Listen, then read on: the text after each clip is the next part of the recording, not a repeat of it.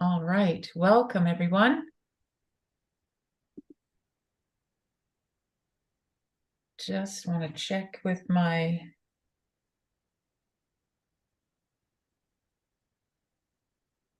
one moment, please. Always that awkward moment of starting a live stream. Okay, so we're on.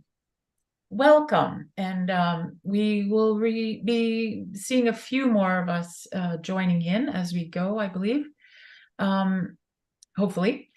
We're meant to have a conversation here today with 11 of the composers of pieces in our brand new Northern Lights Level 9, which you can maybe see in the background there, Level 9 book put out by CNCM this summer. So we thought it would be a great idea to just have a nice conversation to do with Canada Music Week, celebrating that and celebrating our new book and all of you. So I just wanted to say a little more about that collection that you see there was released in at Summer Sizzle this summer in Saskatchewan, and we've got a series of videos that are going along with that, and in fact those are being released as we go during Canada Music Week here. I think one new video on this very YouTube channel every day. So check those out so you can hear some of the pieces. And we'll be continuing this project over the next few months with new videos all the time. And we also have a new thing for Canada Music Week. We're getting into the level 10 piano solos now, and those are going to be available as downloads at the cncm.ca website.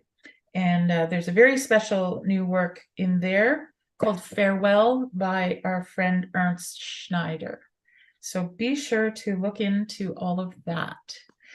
Now, we'll just have a bit of a discussion here.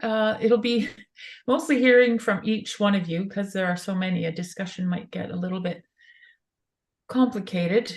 If there's something that you just must speak up on, dear composers, just raise your hand and I'll make that this we'll try to make that work. But just to start, we're here from across the country, Maritimes to BC. So I thought it'd be fun if we start with the Maritimes, and we have one composer representing the East Coast, and then we'll go to Ontario, where we have, I think, about a few. And then we have a composer from Manitoba, although she may not be here yet, and Saskatchewan. And then we have our finale with a few composers from British Columbia. So you can join us as we cross the country. And mainly the idea of this conversation is to talk about each composer's process in a way, as far as we all, I think, have this idea that composers receive inspiration from above and there it is. But perhaps it's not just that. Perhaps we know better, actually. So what is the balance there between when you're given a commission such as this level 9 or a specific goal of this a piece for this book? What is the journey there? What is the balance there between inspiration and the requirements of a commission? And then maybe along with that, you could speak to how you get from whatever the idea, whatever form it is in your mind, to actually eventually it's on paper, it's published, it's being played. So let's start with Judith Snowden, who's in New Brunswick. So welcome. Thank you. I'll try to be really brief. I always work with melody, and I always have a melody in my head. It's always, if there's a melody in my head, then I'm always making up counter melody. It's just happening all the time. And my family laughs at me because my fingers are always moving when I'm sitting still to play this melody with my fingers, and they all, anyway, whatever. I recently was asked to do, and I haven't made a lot of money out of composing. I just decided I just had to do what was fun and meaningful for me. And so I just write for certain occasions. So for a student that needs something, or mostly it's for church stuff, or I wrote a thing for our community choir a few years ago. It's just for the moment. And one of the most exciting things for me that I've done in the last few years, I've learned to play the flute, which I've always wanted to do, but never really had time because, you know, with kids, family, and work and whatever. So then but of course, I had to start writing flute music because it was just so fun, and it's just such a different world of music. And so anyway, so I've been writing flute music, and so I've gotten really good at counterpoint and putting, because I started writing flute duets for my teacher and myself, and we play at church, or we play during communion or something, and it's just been so fun. So recently I was asked to work on for an existing Christmas cantata and write flute music to go along with it. So that was really fun. The process, there's just ability there, and then I work with that to grow it, or to harmonize it, or to whatever. So when I have a feeling about a piece, when I have a piece that I'm going to work on, I think about it for a while, and I think, what is it I want to do? And it sort of comes to me slowly, just slowly. And you start with a little kernel, and then it just grows until you've got something. So I studied with a number of people, but I studied with, I think, Nancy, you knew Richard Gibson. Did you study with Richard Gibson at Western? No. Okay. I thought he said he knew you, but I studied with him for a while. He's teaching here in Moncton. And he always said, never finish a piece. Go to bed and then come back to it, and then start where you were. So that's always a good thing, because you say, oh, I'm done with this or whatever. But as soon as I start, I just go to my computer. I don't use a pencil, because that's the way I started composing way back in the 90s, when I had a little Mac Classic too, and I would just go to my computer. And so that's how I always work. And then it just unfolds until it's where I want it. And then after that, I usually play it quite a bit, because then sometimes you can work out the bugs. You know, you can, no, that's not right there. That melody piece doesn't work right, that whatever, you know, yeah. So that's kind of my process. Does anyone have any questions? I think I've probably taken up 5 minutes. No, don't worry. I'll monitor the time. So if you have more to say, you're welcome to. Oh. I find it so interesting that you're saying that your fingers are always going and you always have melodies in your head. I can really relate to that. And people always wonder, like, so what do you listen to? What is your favorite music to listen to? And I was like, whatever's in my head. I don't listen to recordings very often. So well, but I find it distracting. Like, unless you're going to actually listen to it, then to have music on in the background. And my brother's the same way. And I hadn't really encountered that in people before. Well, I've never really talked about it, but I find that if I'm going to listen to something, it has to be to actually listen to it, not as background. Otherwise, it's disturbing. It's distracting. You can't focus on whatever it is you're doing. And I like to write for something specific. It's very seldom I sit down and say, okay, I'm going to write something blah blah blah, because just I feel like it. I feel like then you have a box of music, which we all do, that will probably never be heard or never played or anything. So I usually write for something really specific, and a lot of it's church related. For a church choir, or like I've said, I've been writing a lot of flute music lately and finding that really rewarding. So it's usually for a very specific thing.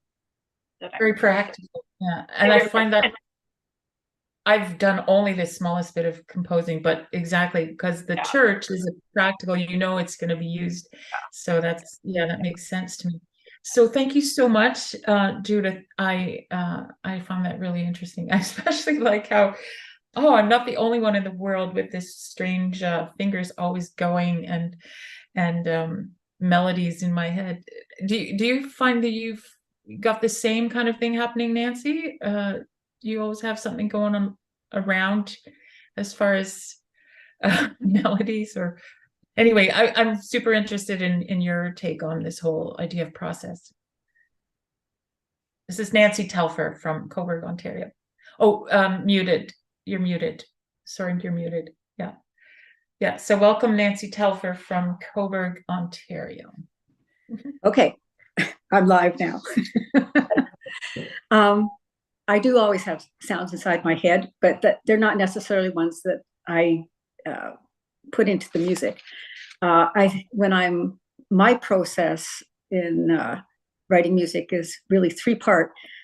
First is what happens before I actually sit down and pen the music out, and what happens during the actual process, and then what happens afterwards, which is the proof, which can change a few things there too.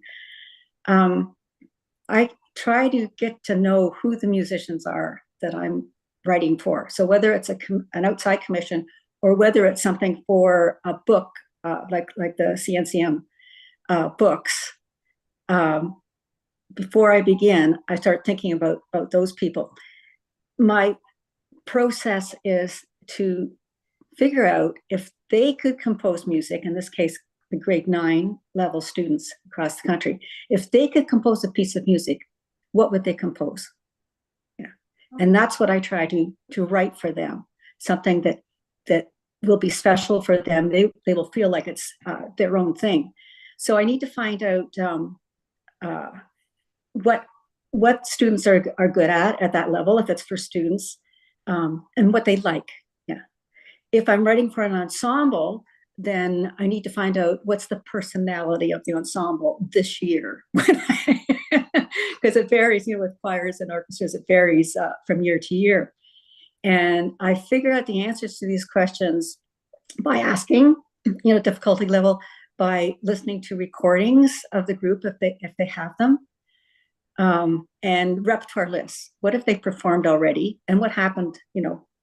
I let the teacher or the conductor tell me what the reaction was, that kind of thing. So all these things for me are inspiration.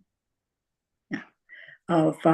It gets me drawn in to try to do something that's really special for them. I have to make sure before I start that I understand the technical ends of it. So what's easy for each instrument or voice, and what sounds good in what part of the range of the voice, and same problem with the piano, what they're used to and what sounds good in different parts of the piano. Mobility issues also. So a piano that's for that age level, how fast can they get their left hand up from way down below and get it up high, those kind of things. So that's technical kind of things too. Excuse me. I also am very much aware that sometimes people write music, they're writing it for the wrong instrument. So I want to make sure that I'm writing something for piano that is for piano and really is the best place it could be. When I'm actually writing the music, most of the time I'm imagining that I am the child or I am the flute player doing it continually as I'm writing. Those are the sounds I hear. But the child is the check on me that says, that's too hard. Or I can't get my left hand up fast enough in bar 3. In other words, I've done something that's unreasonable for that child. But also, I can hear the child react. The audience is going to love this. My mom's going to go nuts over this part, So it's putting myself in the place of the performer themselves. So I know it's going to be something that will be hopefully treasured by some students. But that doesn't mean all students, but some students at that age level will relate to it. Is that pretty much always that you can meet the people, or that in this case, like with a book like this, you kind of put it's an imagination of who they are, or you usually in the books, it's imagination of like all the adjudication they've done over the years, and what people are like at the grade 9 level. Yeah. And that's personality and everything, because you tend to get certain age range for grade 9. Yeah. This sort of picture. Yes. Yeah. You get to know them really well after when you've done a lot of adjudicating. Same as if I had been a piano teacher, I would get to know what a grade 9 student is like. Right. Certain things that are similar. They're all different in personality too, because they have different interests. Right. Yeah. Thank you so much, Nancy. We're going to just go to the next person for now, and hopefully we'll have a few minutes at the end to just have a few more points that we can make. I have the challenge of fitting all of this into an hour, but thank you so much. So fascinating. So we'll mute you for now, and then we'll go to Susan next. And Susan Griesdale, I believe, are you in Toronto? Yeah, no, I live in Tottenham, which is about an hour north of Toronto. So yeah, in the country. And if you just want to continue from there on how that all works for you. For me, I do have a file of ideas that I've jotted down over the years that I always intend to get back to. A big thing for me is the character of the music. What do I want to write? And the audience. And it depends on who I'm writing for. And that is the number one priority. But if I'm writing something for myself, I get very excited because then I get to do what I want. So there tends to be two different styles that I write for. And certainly the character of the music. And then I have to decide on the tonality. That's a big thing for me because I do like music that does sort of stretch the boundaries of tonality. And I know an awful lot of people don't like that. And I hear that a lot from my own family. They don't like it at all. So I always have to balance that. And can I kind of sneak in a few different tonal surprises here or not, depending on who the audience is. I certainly, the difficulty level, it depends who I'm writing for. That is a big thing too. I definitely have to decide this one inspired idea that I have. Should I write it for grade 9 level or should I write it for grade 3 level? Something like that. So I don't have a problem with that. I just have to know who the audience is.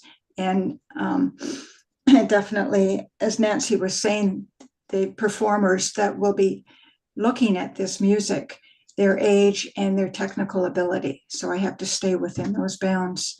I was interested in your comment about balancing. How do we balance it all?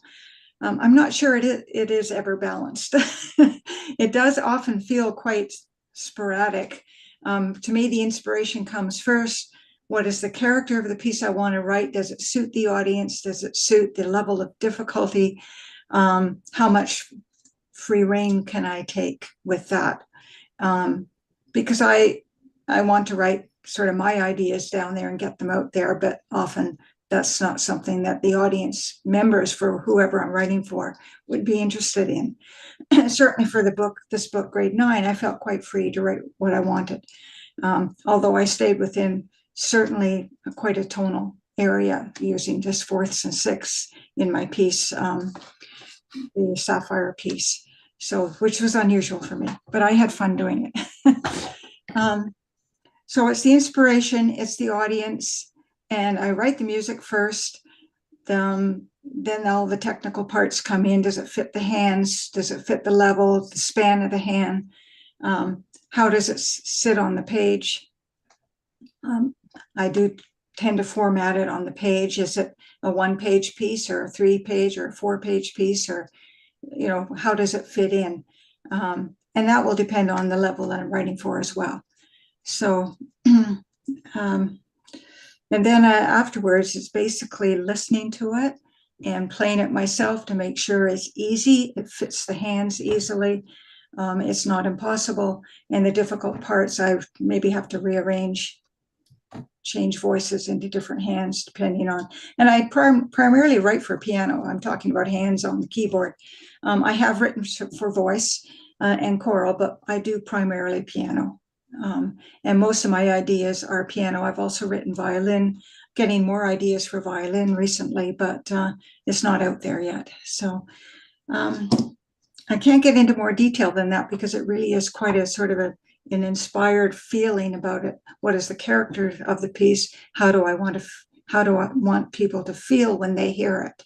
And is it easy to perform? It has to be easy to perform. So beautiful. That really does sound like you are succeeding at balancing inspiration versus requirements. It fine. sounds, and as in everything in life, like we're always chasing balance, but do we ever hold things in balance for more than a second at a time? But anyway, that's super interesting. Thank you so much. I appreciate that. We're going to stay in Ontario and go now to Mike Dobinson and be really interested in your feedback on these themes. Yeah, now, I'm just going to start this out. I could start with a quote. I could start with an observation. I'll start with the quote. A friend / colleague of mine once said, "I'm an amateur in the best sense of the term." Well, I have new friends and colleagues now because, being called an amateur always has kind of a negative connotation, but I know what he was going for. I basically compose in my free time. I make my money doing my day job, he said, gesturing at the workstation he's usually at when he's down here. Let's hook this into the grade 9 level. I've been responding to CNCM calls for many years now. I think basically I'm in, if I recall correctly, every grade level book and some other ones. And whenever there's a call for graded piano work, I treat this as, it's basically an exercise for me to see if I did land a commission, how I would deal with it, and if I could work under that particular time pressure, since I basically compose for myself for the most part. I don't very often have to respond to time pressures. So, and I want to make sure if it ever happens, I can deal with it. So just hooking to all of the CNCM leveled work I've done, generally what I'll do is I'll consult with other syllabi at the appropriate grade level to get some idea of what the techniques and skill level would be in all of those cases. And I'll also use these works as maybe a springboard for a technical idea I can work with. And from there, I'll start, in general, I'll usually follow a pattern where I try and write 7 or 8 pieces for the grade level. Basically, from my own perspective, I'm creating collections that you could say are somewhat analogous to Bartók's microcosmos pieces. Both in that they are essentially pedagogical works, and other people have accused Bartók of not just using them as pedagogical works, but using the microcosmos to expand people's horizons into different styles of music, different takes on tonality and so on. And I do very much try and bring that in as well, because we've already heard discussion of people not liking music that stretches tonality. I like to go that direction as well. I will work in traditional harmonies at times, but sometimes contextualize them as part of something, wider tonality, or I'll just either expand tonality or completely ignore the rules of tonality as they're presently taught or used in some practice. I'll also bring in aspects, and this harks back to Bartók, trying to expand the sound world and maybe introduce students to things they might not be familiar with. I've brought in elements of medieval music, Indian music, gamelan music, the Japanese gagaku, the imperial court music of Japan, and anything else I run into that I find of interest. I try and roll that all together. I'll also bring in different ideas in notation, if possible, and sometimes also bring in improvisation, which I know comes into the CNCM syllabus through some of the jazz influenced and some of the jazz focused teaching, but I'll bring in perhaps a slightly different take on improvisation. The piece I have in the grade 9 book does give the performer a lot of latitude in organizing, and also does invite them to improvise within restrictions if they feel up to it. We also had some mention of layout as part of the process. In that particular piece's case, yes, I had to very deliberately focus on the layout, because really trying to fit what I was doing into the format of something where you have to turn pages was somewhat difficult. My preference would have been to lay that out on one massive sheet, but you have to work within those limitations. So there are, of course, the technical and performance limitations you have to take into account when you're writing for a pedagogical piece at a certain level, but you also have to take into account the format in which it's going to be presented when it's written. We have been talking too about getting your ideas to the page. I'm just going to bring in another aspect of my own work. I very often work in electronics. Writing on the page does not even apply to some of those works. I do tend to work with pieces which I call electroacousmatic, which is a term I came up with many years ago myself, which combines live performance electronics, and the electronics will very often refer to the live performance sound. So in those cases, I do have to work out how to notate the performance parts, take into account, of course, what instrument I'm writing for, the technical level of the performer, and then how to combine it either harmoniously or non-harmoniously, depending on the context of the piece, those electronic and live elements. An extra challenge to figure out how to do that. We've got so much we can pursue with that idea, but I'm very interested in this idea of balancing format or limitations with freedom, with no limitations, with no requirements of the commission. You just have like there's forever. It's like you just Stravinsky, rules will set you free, said Igor Stravinsky. Yeah, there exactly. is some truth to that, because you do have to limit yourself to an extent. A principle to again, that applies throughout. Thank you so much, Mike. We're going to continue in Ontario with Bob Beattie now. And good to meet you today for the first time, Bob, and welcome. And you've got some ideas on these themes as well, I'm sure. Yes, thank you. Pleasure to meet all of you wonderful people, and I must say I'm honored to be in your company. I'm maybe a somewhat different composer in that I've always followed composing as a kind of an avocation, as opposed to something that I could put in the middle of my life. And I've always struggled to find time and space for it, which creates a kind of a tension that's sometimes kind of healthy, because I really treasure the time I'm able to spend on my music, and it's intensive and enjoyable for me in a way that it mightn't be if I had all the time in the world. Just speaking of the creative process, super interesting for me to hear the observations and discussions, and I've learned already on this call a lot that I'm going to think about and think about applying. I think that I'm probably way out of balance in that my creative process is a very unstructured one, intuitive, you might say. I don't generally compose with a particular audience or a particular performer or even a particular level of execution in mind.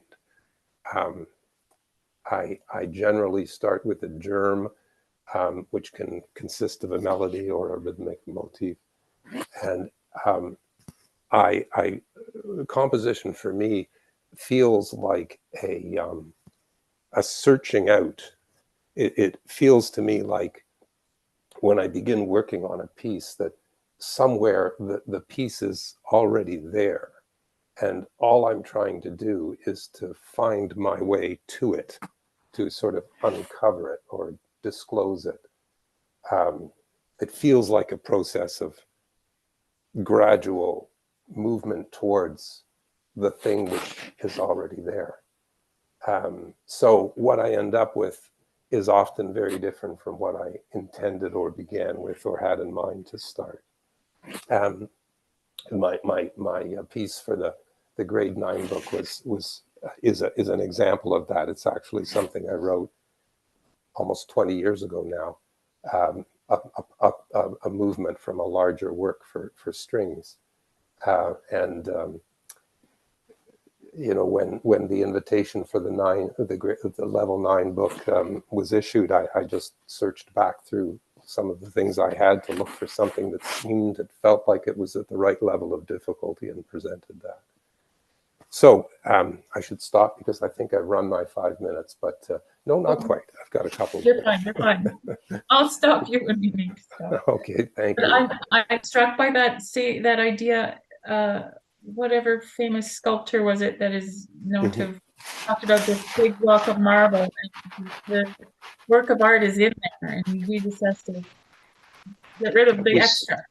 That's very a good way of describing my sense. When I'm working on a work, I feel like it's there somewhere, and I'm reaching for it. And I can tell when I get a little bit off track. I have to correct my course and come back. It's a process of discovery. Wow, I love that. It's like very by feel, which again is, I'm sure, balanced with, you know, intellectual process as well. Thank you so much. Fascinating. We are I think, finished with Ontario now. And we're meant to go to Manitoba next. However, Julianne, is your mic working? Julianne is kind of there, but not completely. No. All right, we'll wait, and hopefully her technical issues, which I've gotten word of, will be surmounted soon. So that takes us to Saskatchewan and my good friend Wes Rose in Saskatoon. So Morning, Sandra. very, very keen to hear your take on all of this, Wes. Thank you. Well, I just like to say good morning to everybody, though it's not necessarily morning where you are. Thank you, CNCM, for launching this book in Saskatchewan at Summer Sizzle. That was quite a thrill. We had a great time this past summer in Bigger, Saskatchewan. And my piece in the grade 9 book is called E, the letter E, because it's in the key of E.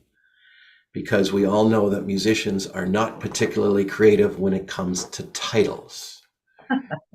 You know, sonatina in B flat.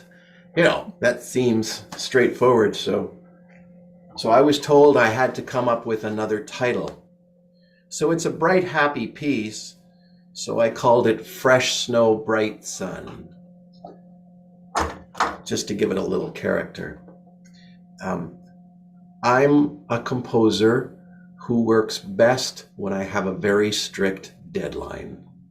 And for this piece, I had a performance with a drummer, a very, very fine percussionist, and a flautist. And so I was creating a collection of pieces that I could perform on piano with this ensemble at this show. And at the time that I was writing, I was very impressed by a group called Flim and the BBs. Don't know if you've heard of them, but it's they do a combination of jazz and rock, and we're into some very, very cool recording techniques, including recording off the floor and direct to disc. And their music really inspired me, and so I was trying to emulate them. So my piece E is sort of a combination rock jazz kind of thing. And I like to noodle at the piano. I really like just to sit down and let my hands go where they go and see what happens. And E would have been like that, where I would have deliberately said to myself, let's compose a piece in the key of E. Fine. All right, so you start improvising in the key of E, and something comes out of my fingers, and I stop, and I repeat it, and I think, okay, if we've got this little tune, well, what happens next? And so it becomes a very linear process. I've got the beginning. All right, what happens after that? Where does it go? How am I going to harmonize this? Because I had such a fine percussionist playing with me, I kept E quite clean. There are not an awful lot of notes. That leaves space for the other instruments. I had a flautist playing, I had the percussionist playing, so I didn't want to fill in all the space with piano. So it tends to be a bit on the sparse side because there's other instruments that have to be included in this. It's also very rhythmic. It's almost an etude in the sense of 3 against 2 that's happening throughout the whole piece. So once you actually nail down the 3 against 2 feel at the beginning, the piece itself is pretty straightforward. It was a lot of fun performing the piece. Had a great time, and that would describe my typical process. I have some sort of goal, some sort of event that I need a piece of music for, and normally I would improvise to get me started. Sometimes I hear a tune in the shower, which is surprising. But normally I'm improvising, and then I just take it from there. Right. And that it had to be grade 9 level, did that mean something extra in the way you approached? Well, like Bob, I wrote this piece a number of years ago, and I submitted it to CNCM for something I don't recall. And they came back to me and said, this piece is appropriate. Can we include it? I'm going, yes, please do. So it wasn't written for a grade 9 level. It was written for me. And You lucked out that it was a grade 9. Well, I guess that tells you where I'm at. You know? Yeah. Interesting. Okay. Yeah, thank you. We'll hear some more specifics about some of the pieces once we just talk to everyone about this process question. It looks like there's no Julianne yet, so let's go to British Columbia. We skip over Alberta, and let's go to David Duke and hear all about your thoughts on all of this. Well, technically it should be Anita because she's in the Okanagan, but I'll go now. My day job typical Ontario. Just BC is BC. Sorry about that. Not a problem. But anyway, my day job is as a college instructor, and I mainly teach theory and musicology from about 1860 through to the present. So that informs my life in that I'm dealing with people who need to know more about the late 19th century on through to contemporary music.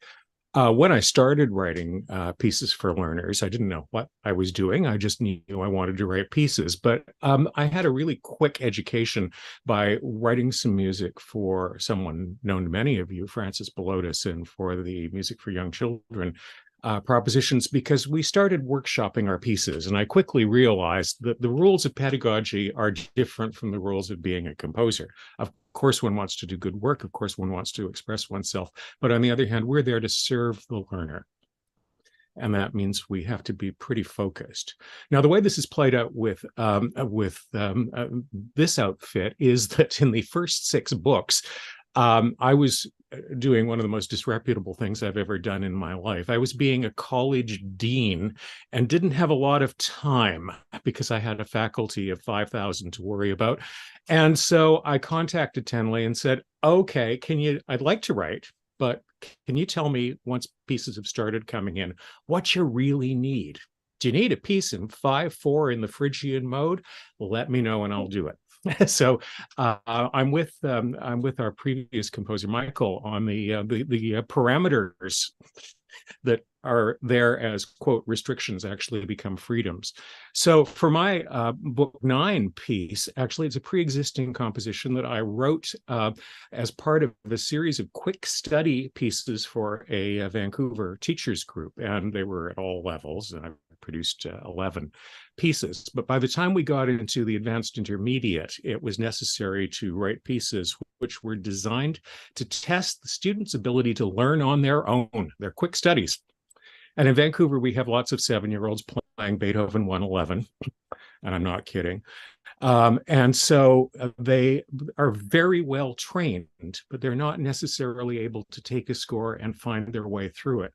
So my pieces were monsters, changes of clefs, unexpected articulations, really awful things designed so that I, as the adjudicator of my pieces, could weed out the people who could really learn the score in 10 days and those who couldn't.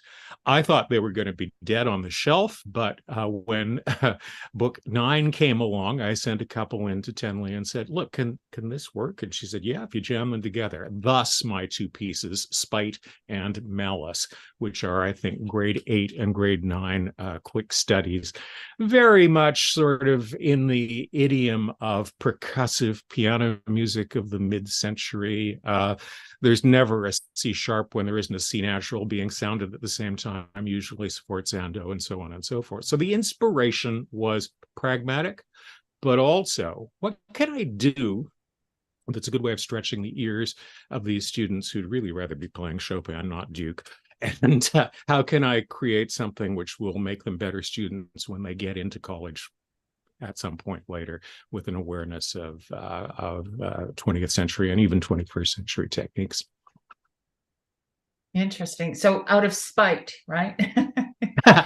Not really. That was after the fact. I don't do titles until I've written the music. Oh, yeah. It seemed appropriate.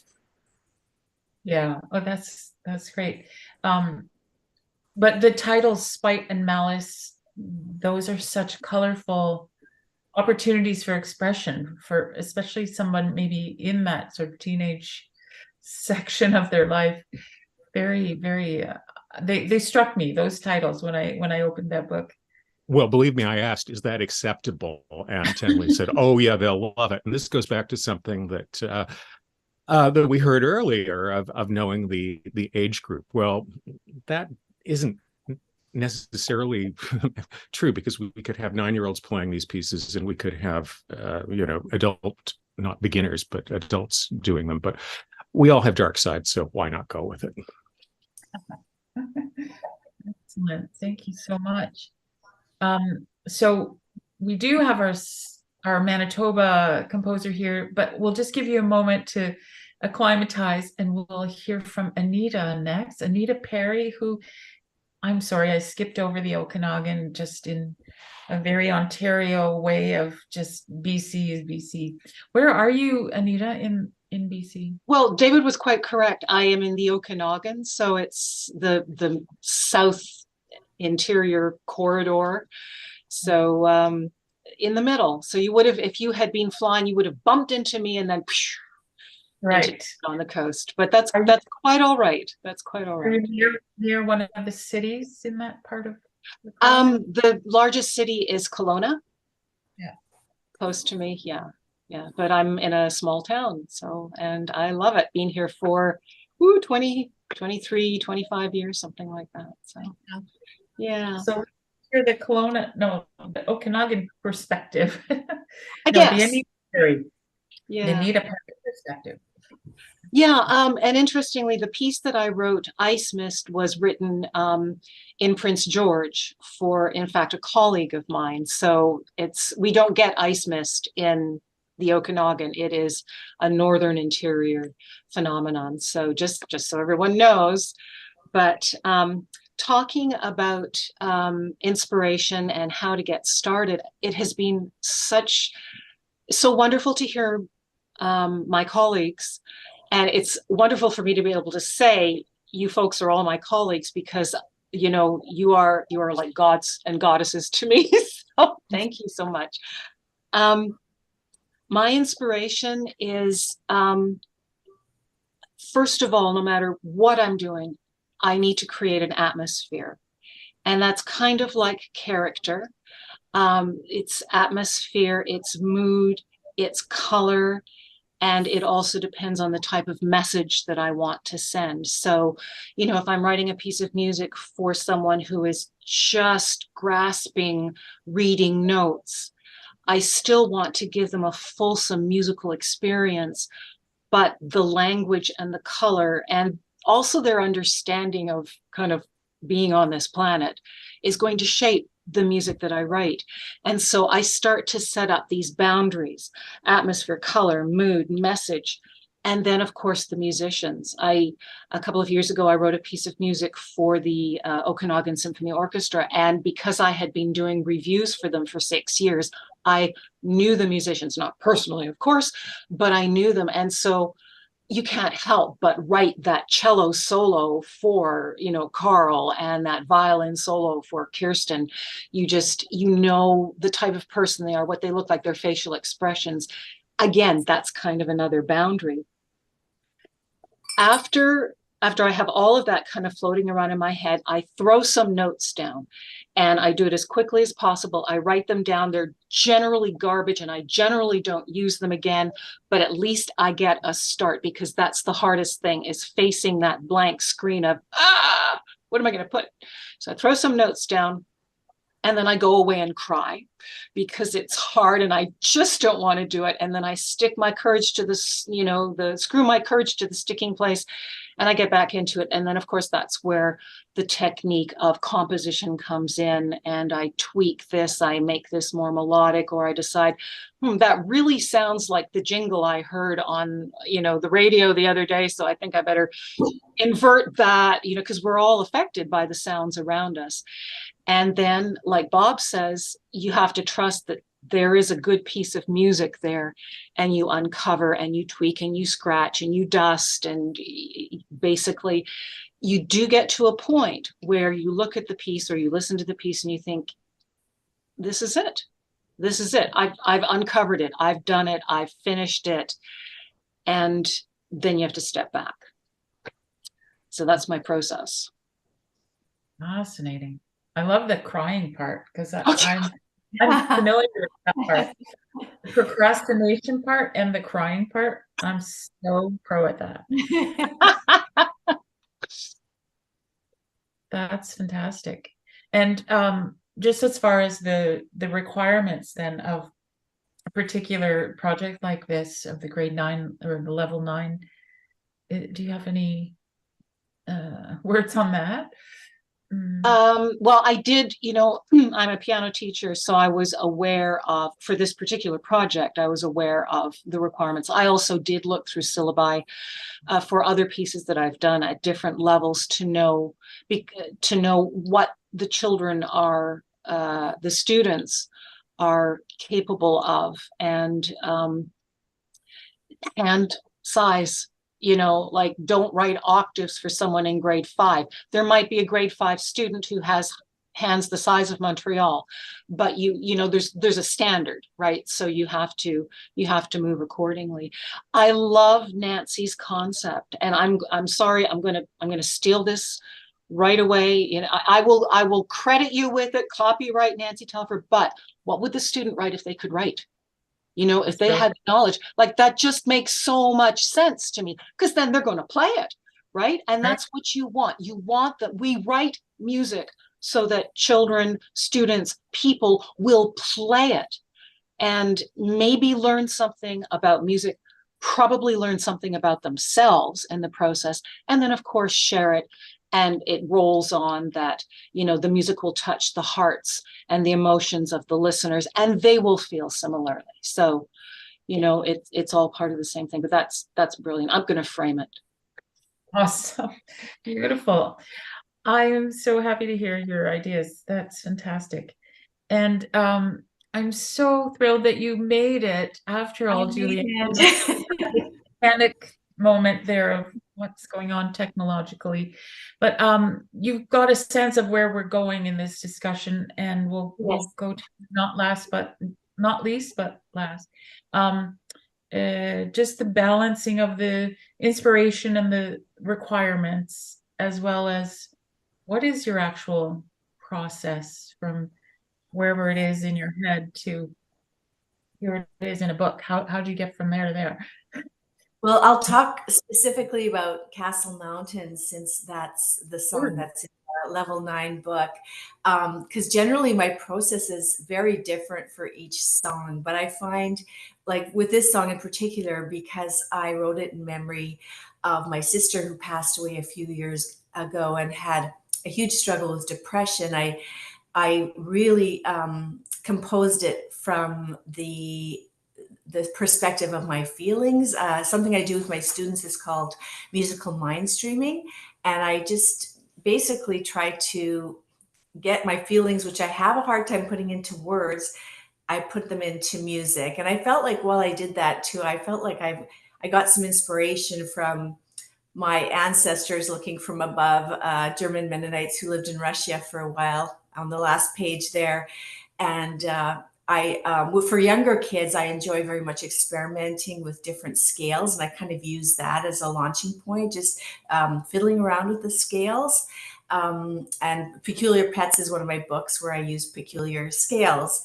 But with Castle Mountain, it was definitely something I just heard and felt, and it just like it was an emotional outburst of my feelings. I called it Castle Mountain because I imagine always a castle up on a high mountain, and my sister's journey was very long and difficult in life, although she maintained her sweet spirit. And then she's now reached her castle in the sky, which we call heaven. And that was sort of the triumphant ending I came to. So I have a hard time describing my process. I've thought about it a lot since the question came out, but it is different every time. But I find my best songs just come from an outpouring of my feelings on the piano. Beautiful. And then there must be a little tweaking at a certain point. Oh, yes. That's when I torture myself. I find the creative burst is very fun, and I live for the creative burst, but just fine tuning all the details, I have driven myself absolutely insane sometimes in that regards. Yes. Oh, good. The tortured composer. Yes. That's beautiful. And I thank you all so much for all of those beautiful expressions about your work.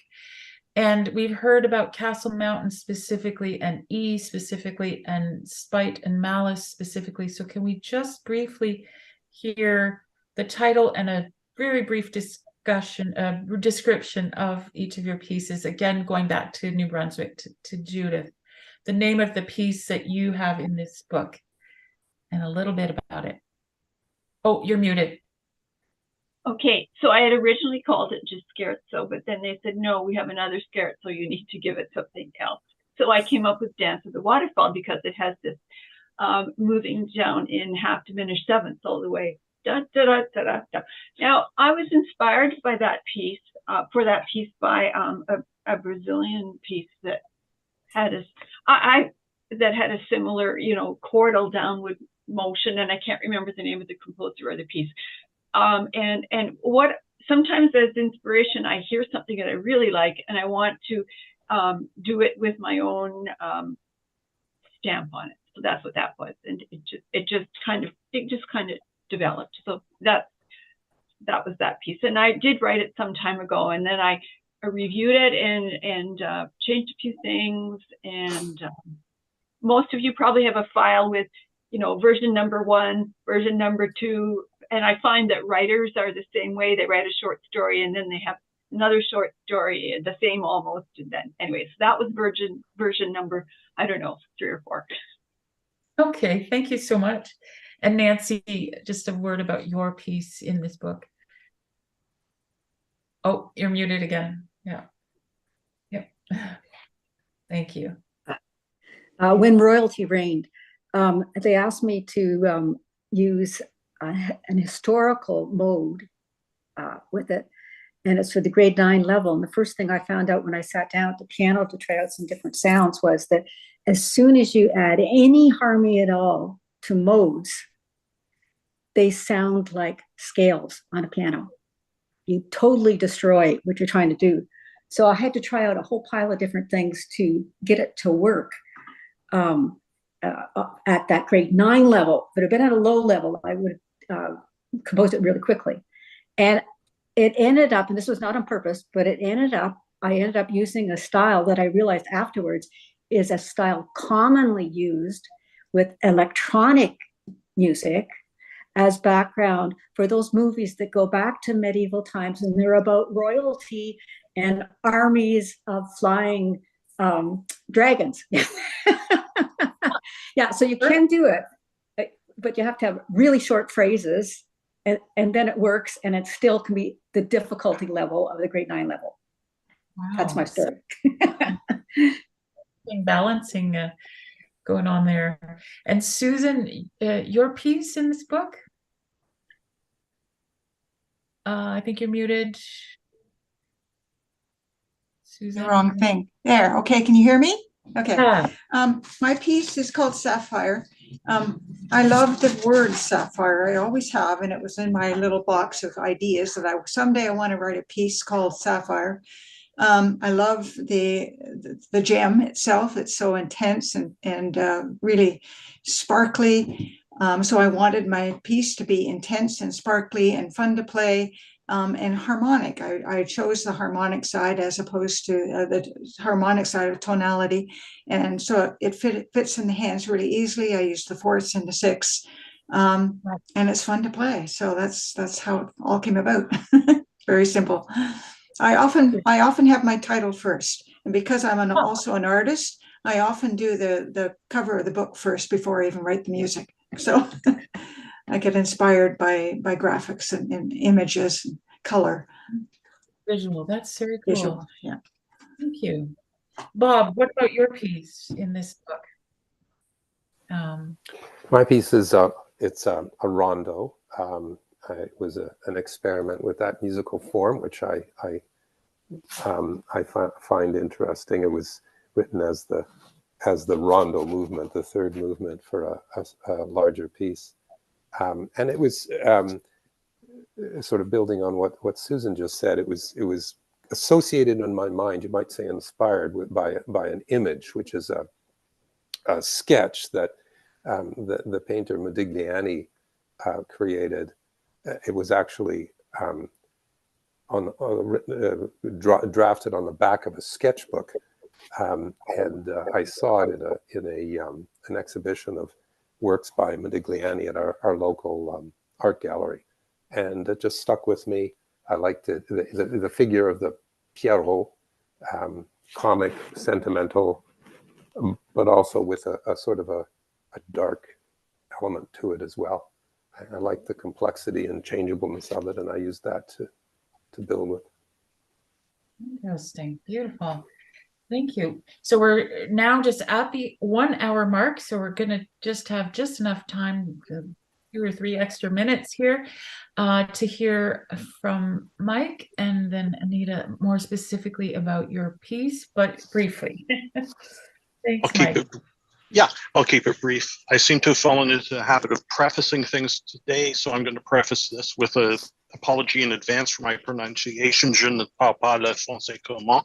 The piece is called Objet galactique et intergalactique. I did work from basically from the title to an extent in this piece. I knew what I wanted to do technically with it. I did want to have a piece that gave the performer some ability to freely structure the piece and bring in improvisation. And I do have a habit of having and expressing an interest in astronomy in my works. Great. Thank you. And Anita, you started to go towards talking about your piece and then we cut. Right, yeah. So Ice Mist, it starts with the depressing the hand on the piano to release keys. This was not an intentional, I'm going to write a piece of music like this. The technique was informed by the message of the piece, which was I wanted to create something glacial and cold, but there is warmth as well. It's dedicated to Maureen Nielsen, who is not glacial at all. She's a very warm person, but she has these amazing, piercing green eyes, and I wanted to capture that. And of course, the form of the piece, you know, there has to be beginning, middle, and end, so it gets loud and excited in the middle. And then it ends as it begins with the arm on the keys, just to create that echoing atmosphere, that coldness. Hey, my goodness, all of you. I am so blessed to have had this conversation with you. And, you know, regrettably, it's very chopped up and quick, but I feel like we've all gotten such a great glimpse, starting point to get to know you and your composing. And although I have played through that book several times, I'm going to now, after we sign off, I'm going to play through it now with a new understanding of where you are all coming from. And I hope everyone that's listening to this, watching this video now or later, because it will stay on the CNCM video channel, that you all check out this level 9 book, which I think you can get through cncm.ca.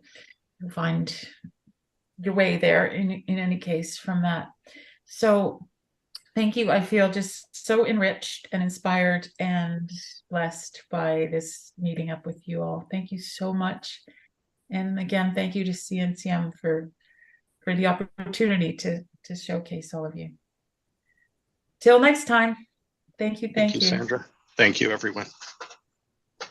Nice meeting you all.